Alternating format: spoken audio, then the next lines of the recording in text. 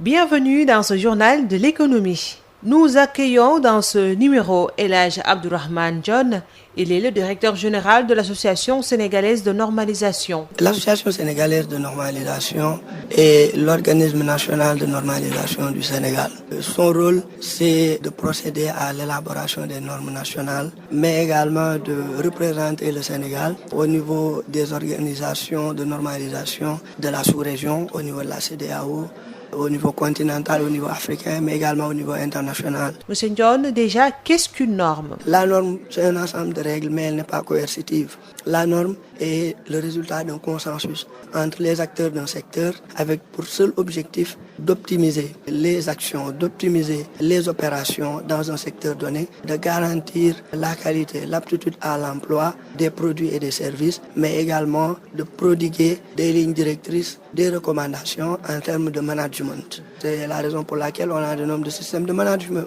Vous connaissez certainement ISO 9001. On entend souvent les entreprises dire qu'elles sont certifiées ISO 9001. ISO 9001, la norme la plus connue, c'est une norme qui donne des règles, donc des exigences en termes de management opérationnel de l'entreprise, donc qui vont permettre d'atteindre l'efficacité, qui vont permettre d'optimiser les ressources et de mieux satisfaire les attentes du client ou de l'usager d'une manière générale. Y a-t-il des avantages d'avoir une certification? Être certifié, c'est une reconnaissance d'abord. La certification, de manière littérale, c'est la preuve qu'une entité est conforme aux exigences de la norme. Si c'est un produit, les exigences en termes de qualité, les exigences en termes de composition, etc.